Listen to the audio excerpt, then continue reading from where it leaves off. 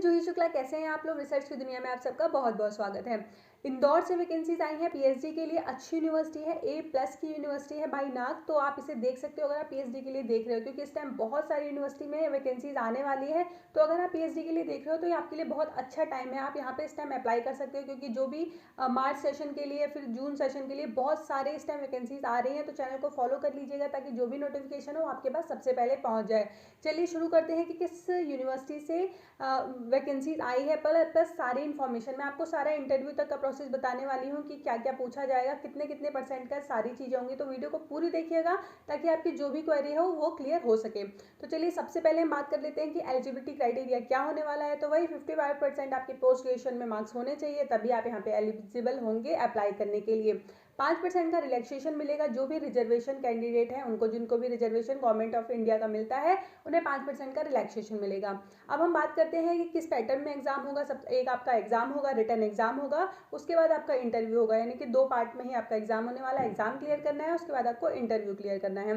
एग्जामिशन में देख लेते हैं कौन कौन से स्टूडेंट एग्जामिशन में आने वाले हैं। तो जिन्होंने JRF क्लियर करा है, जिनको कोई भी नेशनल फेलोशिप मिल रही है, वो सारे स्टूडेंट एग्जामिशन में आएंगे। उनको लेकिन इस चीज़ का ध्यान रखिएगा, इन्होंने यहाँ पे बोल्ड में मेंशन किया है कि फॉर्म सबको फिलअप करना है, क्योंकि फिर वो बाद में आप लोग जो क्वेरी करते हो कि हमने फॉर्म नहीं फिलअप किया, हम तो एग्जामिशन में है। तो ऐसा नहीं है, सबको फॉर्म फिल करना है। एमफिल वाले स्टूडेंट्स को कोर्स वर्क नहीं करना पड़ेगा, यानी कि जो भी स्टूडेंट एमफिल कर चुके हैं उनको कोर्स वर्क से रिलैक्सेशन मिलेगा। तो ये काफ़ी अच्छा है, उन्हें काफ़ी ज़्यादा इसमें फ़ायदा हो जाता है, क्योंकि एमफिल के टाइम पे आपको पूरा अच्छे से रिसर्च मैथोलॉजी पढ़ा दी जाती है, तो कोर्स वर्क की नीड नहीं होती है। तो यहाँ पे इन्होंने बताया हुआ है कि अगर आपने एमफिल कंप्लीट की है तो आपको कोर्स वर्क नहीं करना पड़ेगा। चलिए अब हम बात करेंगे कि क्या क्या आने वाला है, सिलेबस वगैरह क्या क्या है और किस तरीके से एग्जाम होगा। यानी कि पार्ट ए में एग्जाम होगा, पार्ट बी में एग्जाम होगा। जो पार्ट ए होगा आपका रिसर्च मैथोलॉजी होगा, इन्होंने पूरा दिया हुआ है। जब जैसे ही आप डिस्क्रिप्शन में मैं यहाँ पे लिंक दूंगी और आप इनकी वेबसाइट पे चेकआउट करोगे तो उन्होंने सारी चीज़ें बहुत अच्छे से दी हैं कि जब भी आप अपना सब्जेक्ट पे टिक करते हो तो वहाँ पे इन्होंने पार्ट ए पार्ट बी दिया है, यानी कि पार्ट ए में क्या आएगा और पार्ट बी में क्या आएगा। फॉर एग्जाम्पल अगर आप फिजिक्स से हो तो आप फिजिक्स वाले पे टच कीजिएगा तो आपको पता चल जाएगा कि पार्ट ए में आपसे क्या पूछा जाएगा, यानी कि रिसर्च मैथोलॉजी आपसे पार्ट ए में पूछी जाएगी और पार्ट बी में आपका सब्जेक्ट एरिया पूछा जाएगा। यानी अगर आप फिजिक्स से अप्लाई करते हो तो फिजिक्स के बारे में पूछा जाएगा। उसमें भी इन्होंने टॉपिक दे दिए हैं, जो कि बहुत बड़ी अच्छी बात है कि इन्होंने टॉपिक क्लियर कर दिए हैं कि आपको सिर्फ वही टॉपिक तैयार करना है, आपको बहुत ज़्यादा इधर उधर नहीं भागना पड़ेगा। रिसर्च मैथोलॉजी में इन्होंने सारा टॉपिक दे रखा है कि किस किस में से चीज़ें पूछेंगे। तो जो भी टॉपिक्स हैं आप उन्हें नोट डाउन करिएगा और उसके अकॉर्डिंग ही तैयारी कर लीजिएगा। बहुत डीप तैयारी नहीं करनी पड़ती है। देखिए अगर आप आराम से नॉर्मल ऊपर भी अच्छे से तैयारी करते हो तो आपका हो जाएगा। ऐसा नहीं है कि आपको बहुत डीप तैयारी करनी है और आपको बिल्कुल ही जो नेट वाला है उसकी तरह से हो जाना है। आराम से आप एग्जाम निकाल लेते हो अगर ज़्यादा प्रेशर नहीं लेते हो। तो अगर आप बहुत प्रेशर लेते हो तो उस केस में कंडीशन खराब हो जाती है और एग्जाम नहीं निकल पाता है। तो ज़्यादा प्रेशर मत लीजिएगा, जो भी टॉपिक दिए हैं सिर्फ उसको ही पढ़िए, उसके सिवा आपको फालतू कुछ पढ़ने की जरूरत नहीं है और आपका एग्जाम आराम से क्लियर होगा। क्योंकि देखिए एक अच्छी यूनिवर्सिटी है, किसी भी गवर्नमेंट यूनिवर्सिटी से पीएचडी करने के बहुत सारे बेनिफिट्स हैं। इसके ऊपर भी मैं काफ़ी वीडियोस बना चुकी हूँ, बहुत सारे लोगों के क्वेश्चंस आते रहते हैं, उसके ऊपर मैं आंसर भी बहुत लोगों को कर चुकी हूँ। प्लस शॉर्ट वीडियो भी मैं बहुत सारे बना सकती हूँ कि क्या फ़ायदा हो सकता है क्या नहीं हो सकता है। तो वो आप मेरा देख लीजिएगा, आप मेरे चैनल पर जाएंगे तो आपको ये वीडियो मिल जाएगी कि पीएचडी प्राइवेट और गवर्नमेंट में क्या फ़ायदा होता है। तो मैं हमेशा प्रेफरेंस करती हूँ कि आप अगर पीएचडी के लिए देख रहे हो, आपके पास थोड़ा भी टाइम है, तो आप प्लीज़ गवर्नमेंट की तरफ देखिए। इन्होंने एक चीज़ और मेंशन किया है कि जो पोस्ट ग्रेजुएशन में स्टूडेंट है, जो पीजी कर रहे हैं, अपने 4th सेमेस्टर में है या फिर लास्ट ईयर में है और उनका एग्जाम अभी क्लियर, एग्जाम का रिजल्ट नहीं आया है, वो भी यहाँ पे अप्लाई कर सकते हैं। बस इस चीज़ का आपको ध्यान रखना है कि जब भी रजिस्ट्रेशन होगा आपका पीएचडी का, देखिए पहले पीएचडी में एडमिशन होता है, उसके बाद रजिस्ट्रेशन होता है, ठीक है।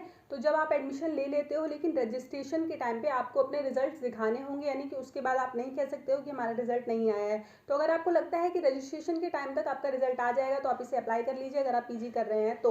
एक चीज़ इन्होंने और मेंशन की है, 5 मार्च इसकी लास्ट डेट है और आप इसे लेट फीस के साथ 12 मार्च तक भर सकते हो। 1000 रुपये फीस है यहाँ पे अप्लाई करने के लिए, लेकिन अगर आप लेट फीस के साथ भरोगे तो आपको 2000 रुपये एप्लीकेशन फीस डालनी पड़ेगी।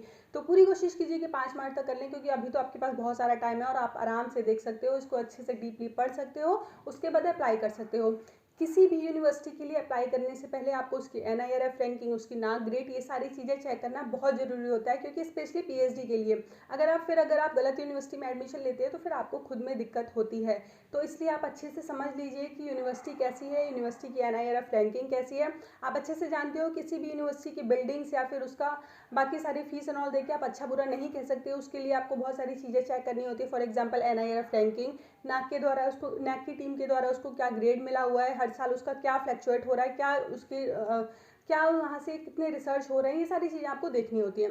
उसके ऊपर मैंने वीडियो बनाई है कि NIRF रैंकिंग क्या होता है, या फिर नाक के द्वारा ग्रेड के बारे में भी मैंने सारी वीडियो बनाई है।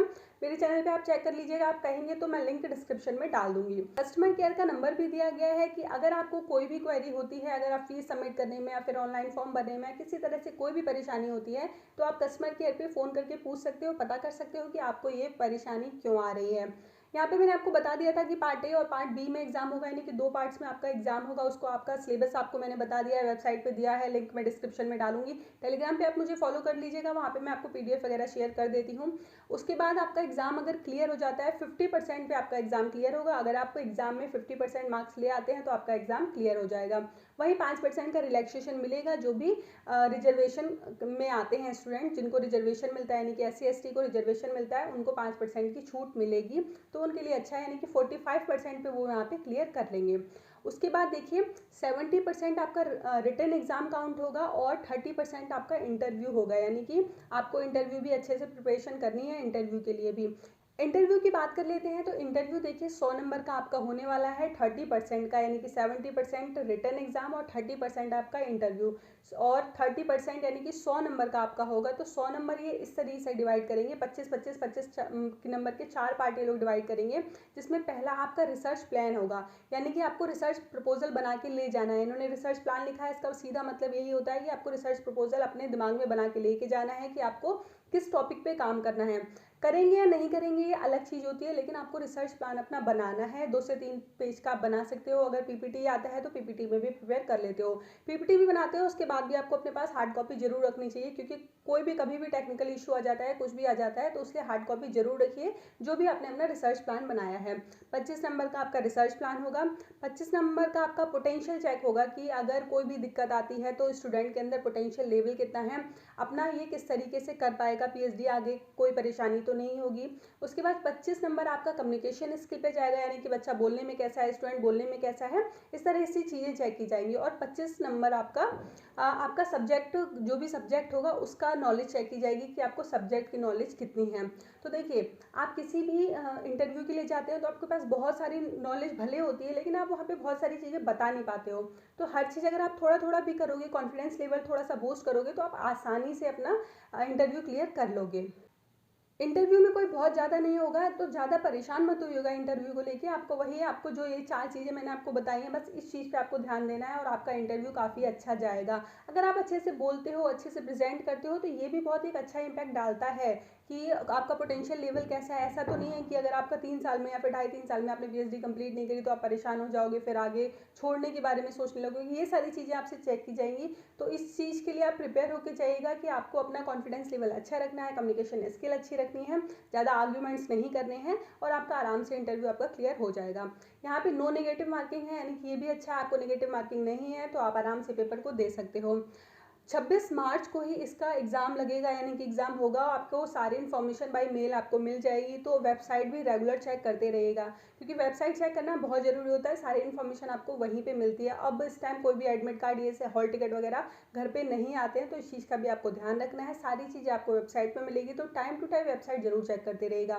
मुझे इंस्टाग्राम पे फॉलो कर लीजिएगा, ताकि जो भी इन्फॉर्मेशन होगी मैं वहाँ पे डालती रहती हूँ। टेलीग्राम पे सारी PDF वगैरह शेयर करती हूँ, क्योंकि यहाँ पे यूट्यूब पे PDF वगैरह शेयर नहीं होती है, तो इसलिए मैं टेलीग्राम पे शेयर कर देती हूँ।